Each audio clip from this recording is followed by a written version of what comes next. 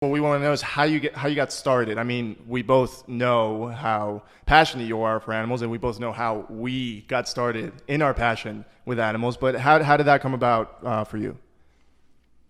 Well, I mean, it all started, I guess, at a young age, at least my passion for animals. I didn't necessarily know I wanted to be a vet, but I grew up in Kansas, not far from Kansas City, and we had a creek in the backyard. And so, I mean, every day, my earliest memories, I was a kid flipping rocks, looking for snakes and turtles and insects and getting in the creek and catching crawdads. And I just love the natural world. Like, I couldn't get enough of it. I always enjoyed it. And I can't explain why. It was just a natural, innate fascination. And something I just wanted to explore more and more as I got older. Once I got into like middle school and high school, I was more into being social and, playing, in sports and trying to do okay in school and partying and doing all the high school, school stuff. And then in my senior year of high school, I had a great teacher that taught a zoology course. I'm like, this is pretty neat. That was fun. And then I go to college at University of Colorado at Boulder, and I started in the business school. But I took some biology electives. I took Gen Bio 1 and evolutionary biology. And I just fell in love. Like I learned a lot, and found myself for the first time enjoying learning these subjects. And I did okay in school, but I didn't like it that much. Like I had a good math science brain and I could get through it. But it was never like exciting to me. But I actually really enjoyed learning when I learned all about, especially evolutionary biology, and learning how adaptations work and fitness and that's just my the favorite natural too. world. It just made Yeah. huh? That's my favorite Yeah, it made too. so much Absolutely. sense. It's amazing. Yeah, no, I find it so fascinating. And then you can start seeing these things on your own, and you can start like predicting why animals have certain morphologic features or certain lifestyles given their habitat or their predators or prey or whatever it is. And I always to this day, I still find that very, very interesting. I've got like And form so and, at the end of form that and first function year, burned into my brain. Yeah. Bio. at the end of that first year of college, I was like, man, medicine is so interesting, and I've always kind of had a fascination with surgery.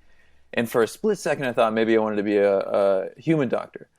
And then I learned, I did a little bit of volunteering and looked into it. And I was like, man, you really have to specialize to practice in the U.S. Like you kind of just have to focus on one thing, which can be cool. I'm not hating on that, but there's so many different aspects I wanted to do, and I love animals so much, and realized, man, I can do veterinary work, I can do surgery, I can travel and work with wildlife if things go right, and everything pans out, and realized that going into vet school would be my best. That's probably my calling. That's probably what I should be doing. And so the end of my freshman year or early sophomore year, I can't remember, but I changed my major to evolutionary and ecological biology, and that was what appeared to be the most relevant for me if I wanted to go into vet school. And not that you have to do a major like that. You can, it's even better to do other majors if you get all your prereqs done. They'd love to see you have a literature, major or whatever. But yeah, so I just kind of made that change and didn't look back. I started volunteering that first summer after my first year at the Greenwood Wildlife Rehab Sanctuary, not far from Boulder, Colorado. And that was my first real hands-on wildlife rescue work. And I was a squirrel and raccoon intern and just working with our native wildlife in Colorado, and loved it. Gained a new appreciation for those species. Got to work with a few other species while I was there, a few other birds and some coyotes and some other things. And then the next year, my junior year, I did a study abroad semester in Australia.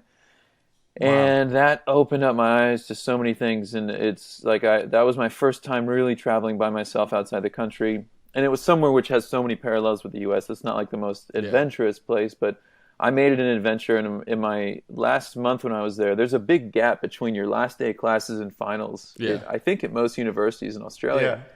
And it's meant to like study and just get ready for finals. And I was like, this is a great time to travel and like see more of this place, right? I got like 3.5, 4 weeks. So I flew to the other side of the country in Western Australia, rented a car, and just drove all over the outback. I dove with whale sharks, was all over the Northwest, like checking out these waterfalls and seeing my favorite wildlife and catching monitor lizards and all kinds of stuff.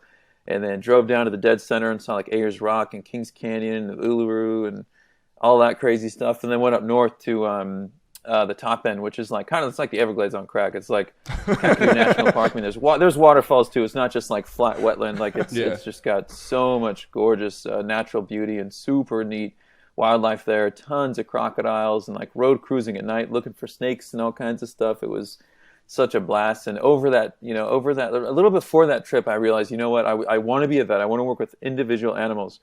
But I was so inspired by people like Steve Irwin and like Jeff Corwin growing up. And I thought, you know what, these guys made me more excited about wildlife than anybody has influenced me in my life to this point. Like I want to do the same. I want to do what they do. Like personally, I would love it, obviously, but if I can get people excited about these animals and share more about their need adaptations, from that aspect, and then talk more about their conservation too, and try to raise awareness, because that's our first step in conservation, just getting people aware of what the problem is. If you don't know, how are you going to help? How are you going to care?